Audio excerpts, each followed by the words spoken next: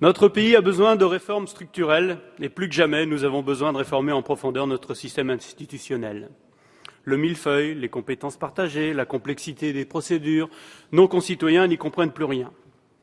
Alors il est temps effectivement de réformer notre système administratif et politique.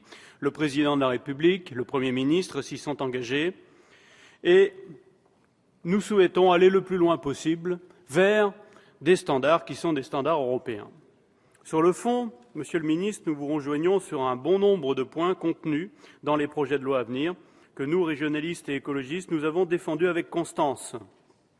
Il en est ainsi de la prescriptivité des schémas régionaux pour l'économie et l'aménagement du territoire et des pouvoirs réglementaires afférents. De même, nous nous réjouissons qu'une réflexion poussée soit désormais engagée sur le rôle des conseils départementaux et leur possible fusion dans des collectivités uniques. La réforme territoriale doit aussi favoriser une plus grande démocratie et préserver la vitalité des territoires ruraux. C'est pour cela que nous soutenons également le renforcement des intercommunalités qui doivent davantage correspondre aux bassins de vie et d'emploi. Nous regrettons toutefois que ce projet de loi sur l'affirmation, que ce soit le projet de loi sur l'affirmation des métropoles qui ait donné le tempo à la réforme territoriale. En ce qui concerne ce texte, fidèle à nos principes de décentralisation différenciée, nous ne pouvons accepter que cette réforme territoriale soit sous-tendue uniquement par une logique purement comptable de réduction des dépenses et de division par deux du nombre de régions en proposant des fusions bloc par bloc. Les périmètres des régions ne sauraient être définis sur des critères technocratiques. Cette carte ne peut être issue que de consultations locales et de consensus territoriaux pris en toute considération. C'est d'ailleurs dans l'optique d'une meilleure prise en compte des aspirations de nos concitoyens que nous proposons une carte plus respectueuse des territoires, carte plus cohérente avec le sentiment d'appartenance de leurs habitants. Cette carte propose notamment une région Bretagne à 5 départements, une région Savoie, une région Val-de-Loire et le maintien d'une région Alsace. Et tout ceci sur des logiques qui sont des logiques de territoire. Nous regrettons donc ce choix du gouvernement. La carte issue de nos travaux devra donc permettre des ajustements à la marge en permettant un droit d'option souple, beaucoup plus souple que celui qui est contenu dans le texte, en supprimant notamment le droit de veto de la région de départ et le veto de la majorité des 3/5. Nous nous interrogeons d'ailleurs sur la logique d'une modification des limites régionales ne pouvant au final qu'être validée par la loi et non plus par décret en Conseil d'État. Est-il alors incohérent de prévoir une procédure préalable aussi lourde du droit d'option ?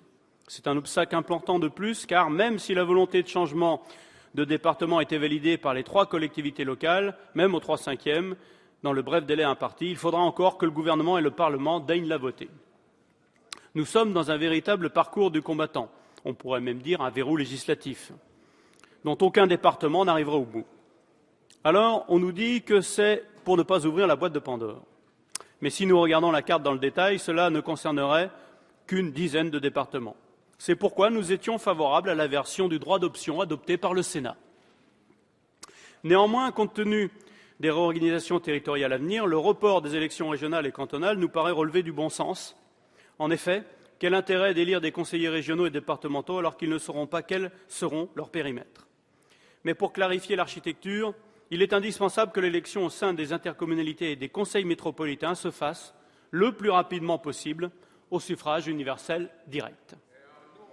Concernant le nombre d'élus dans chaque nouveau conseil régional, nous n'avons pas de religion. Il faut surtout vérifier que l'ensemble des territoires soit bien représenté. Pour en revenir à la modification de la carte des régions, on nous présente souvent l'exemple des Länder allemands qui ont une population d'environ 5 millions contre 3 millions pour les régions françaises. En fait, la moyenne se situe au niveau de la moyenne européenne. Mais sachant que l'Allemagne compte 82 millions d'habitants sur un territoire un tiers plus petit, ceci explique cela. Ainsi, avec 25 000 km² par région, les régions françaises sont les 2e régions les plus grandes en superficie après les régions espagnoles. Par contre, là où les régions françaises ne soutiennent absolument pas la comparaison, c'est sur le budget des régions par habitant. Selon les chiffres de l'ARF, le budget est de 3 125 € par habitant en Suède, 3 561 € en Allemagne ou encore 4 940 € en Autriche. Pourtant, il n'est que de 395 € par habitant en France, soit 10 fois moins en moyenne. Il est là le véritable retard à rattraper par rapport à nos voisins européens. Pour cela, nous attendons des propositions sur l'autonomie fiscale des régions, qui n'est aujourd'hui que de 12% en moyenne. Une étude menée par l'Institut de recherche BAC, Basel Economics, révèle d'ailleurs une corrélation positive entre l'indice de décentralisation et le PIB par habitant. Et pour cela, pas besoin d'avoir des régions très peuplées. Ainsi, les comparaisons entre les régions françaises et les Länder allemands sont particulièrement éloquentes en matière d'innovation. Lorsque le Land de Saar, 1 million d'habitants, l'effort régional en termes d'innovation est de 240 millions d'euros, il n'est que de 140 millions en Île-de-France, qui compte 12 fois plus d'habitants. À population équivalente, le Land de Bavière consacre, lui, 3 milliards d'euros à l'innovation. L'on voit donc que le postulat de départ de cette réforme territoriale, faire de grandes régions pour avoir des régions puissantes, est totalement biaisé. Nous affirmons, nous, que pour faire des régions puissantes, il faut leur transférer des compétences adéquates, leur donner les moyens budgétaires et législatifs, bien sûr, mais qu'elles soient cohérentes également. Comme en témoigne récemment le généticien Axel Kahn, actuellement engagé dans une traversée à pied de la France en diagonale, il existe une corrélation entre un sentiment d'appartenance fort et le dynamisme d'un territoire. Car ce qui fait sens, ce n'est pas tant le poids démographique et la taille d'un territoire, mais le sentiment d'appartenance et la volonté d'avoir un destin commun des populations qui y vivent.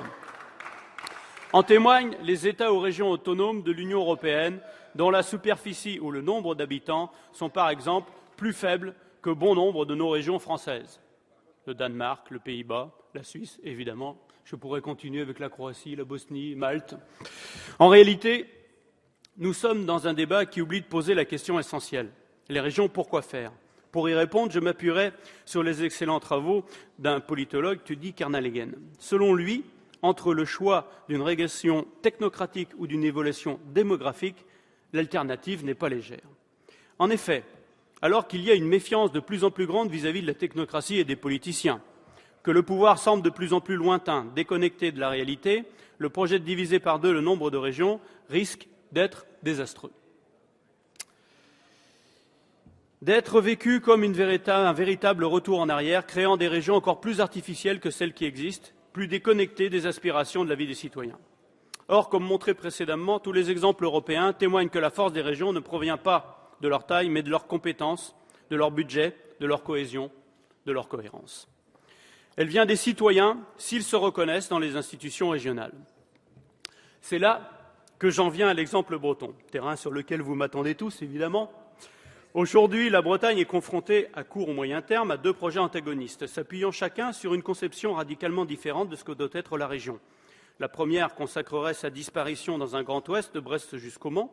Elle créerait un niveau territorial abstrait, déconnecté de la réalité et donc de la citoyenneté, géré par une région faible et peu légitime. Je tiens d'ailleurs à rappeler que le dernier sondage de l'Institut LH2 publié ce vendredi 11 juillet, seuls 6% des habitants de la région Bretagne sont favorables à la fusion Bretagne-Pays de Loire. Une telle région accentuerait donc le discrédit des politiciens, la crise du politique. Cela créerait une région en crise dès sa création, en tension constante par manque de cohérence, par rejet citoyen. Bref, une nouvelle région ne pouvant représenter pour les habitants de la Bretagne qu'une régression démocratique et socio-économique. Alors, ce que nous craignons, évidemment, c'est que les métropoles pourraient, au lieu d'être des pôles structurants, s'exonérer de l'aménagement du territoire et de l'ensemble régional. Je le répète, si les métropoles sont des organisateurs de territoires, elles seront utiles à nos territoires. Si ce sont des aspirateurs d'activités et de populations qui fonctionnent entre elles, sans se soucier du reste, alors ce sera la fin des territoires ruraux et certains territoires comme la Bretagne qui sont irrigués par des réseaux de villes et un réseau polycentrique. Contrairement à la fusion, le second projet qui s'offre à la Bretagne prône quant à lui une Bretagne réintégrant le département de Loire-Atlantique, dont les institutions départementales et l'institution régionale fusionneraient à plus ou moins long terme pour former une assemblée de Bretagne. Projet éminemment tourné vers l'avenir, ce plan vise à constituer une Bretagne où les citoyens seraient au cœur du projet politique. Cohérente et renforcée, cette Bretagne disposerait des outils pour répondre aux problèmes régionaux, dont le moindre n'est pas évidemment la périphéricité. Comme le rappelle avec force le président de la région Bretagne, Pierrick Massiot, serions-nous assez fous quand certains dépensent des sommes faramineuses en campagne de communication pour se forger de toutes pièces une identité artificielle, pour renoncer à celle bien vivante qui nous vient de l'histoire et qu'ensemble nous forgeons au quotidien? Cela a des implications directes au niveau économique, je tiens aussi à le dire. Produits en Bretagne, la marque Bretagne ou encore le tourisme. Évidemment, quand on vend quelque chose aux habitants, on leur vend un produit et des bons produits, mais il faut aussi leur vendre une part de rêve. Et cette part de rêve, elle est évidemment avec le terme de Bretagne. Il m'appartient, à moi comme à d'autres, de mettre fin à l'idée d'un présupposé repli identitaire breton. La Bretagne est bien l'une des régions les plus ouvertes sur le monde qui soit. Le repli sur soi, la crainte de l'autre et l'islamophobie sont moins marqués en Bretagne que dans le reste de la France. Selon une enquête réalisée en janvier 2014 par l'Institut TMO Région, selon cette enquête, 17% des habitants de Bretagne pensent que leur région doit se protéger davantage du monde. Quand en comparaison au plan national, ce sont 58% des Français qui pensent que la France doit se protéger davantage. Par ailleurs, 60% des habitants de Bretagne pensent qu'on peut être breton et musulman. Quand une question voisine posée au plan national, seuls 37% des Français pensent que la religion musulmane est compatible avec les valeurs de la société française. C'est ainsi que cette conception ouverte de l'identité bretonne amène à ce que 58% des personnes n'ayant pas de parents bretons, n'étant pas nées en Bretagne, se sentent aussi bretons. Surtout, je tiens à l'affirmer haut et fort, la Bretagne est résolument républicaine. J'en veux pour preuve que les Bretons sont parmi ceux qui se déplacent le plus pour aller voter. Ce sont ceux aussi qui votent le moins pour les extrêmes et ceux chez qui l'idée européenne est la plus populaire. La Bretagne fait par ailleurs preuve d'un grand civisme fiscal puisque les taux de déclaration et paiement des contribuables bretons en font la deuxième région la plus civique de France. Donc, je le réaffirme avec force, on peut être à la fois breton, français et européen, et bien plus encore. Pourquoi, lorsque l'on vient d'un autre pays, d'une région à fort caractère, devrions-nous oublier nos origines, notre culture, alors que cela enrichit la communauté? Franchement. Assumer cette identité multiple au sein de la République, c'est cela, aujourd'hui, être républicain.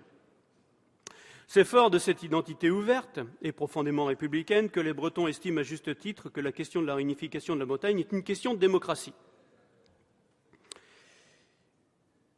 D'abord parce que 70% des Bretons sont globalement pour, 548 communes de Bretagne ont pris un vœu dans ce sens, et depuis 40 ans, un certain nombre de Bretons manifestent, souvent à plus de 10 000 personnes, pour une Bretagne à 5 départements.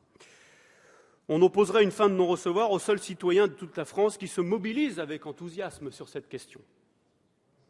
Cela pourrait être vécu comme une provocation.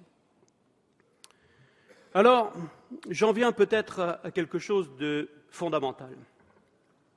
Ce que nous craignons évidemment en Bretagne, c'est bien, avec une fusion entre la Bretagne et les Pays de Loire, c'est aggraver les déséquilibres démographiques, économiques et sociaux qui existent entre l'Est et l'Ouest de la Bretagne. Dans un contexte de forte mobilisation populaire en Bretagne contre les suppressions d'emplois, contre toute mesure qui serait susceptible d'aggraver les effets de la périphéricité et de la péninsularité, cela serait comme jeter du pétrole sur un brasier. Car c'est bien une politique de développement que nous souhaitons mener pour notre territoire, tout notre territoire, et pas une politique de rééquilibrage. Car le centre névralgique de cette suprarégion que l'on voudrait nous vendre se tournerait immanquablement à l'est, entre Rennes, Le Mans, Angers et Nantes.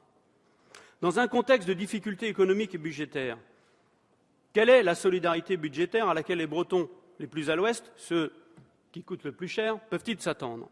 Alors que les collectivités bretonnes financent déjà à hauteur de 1,1 milliard d'euros la ligne LGV Le Mans-Rennes, pouvons-nous être certains que les nouveaux élus de la Chartre ou du Maine-et-Loire arriveraient facilement à convaincre leurs administrés d'un effort important pour financer le restant des tronçons entre Rennes et Brest et entre Rennes et Quimper?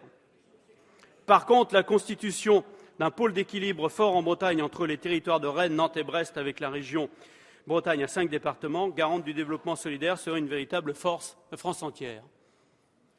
Il y a des logiques qui sont des logiques de périphéricité, il y a des logiques qui sont des logiques de concentration, et ce ne sont pas les mêmes. Relevons au passage que la création...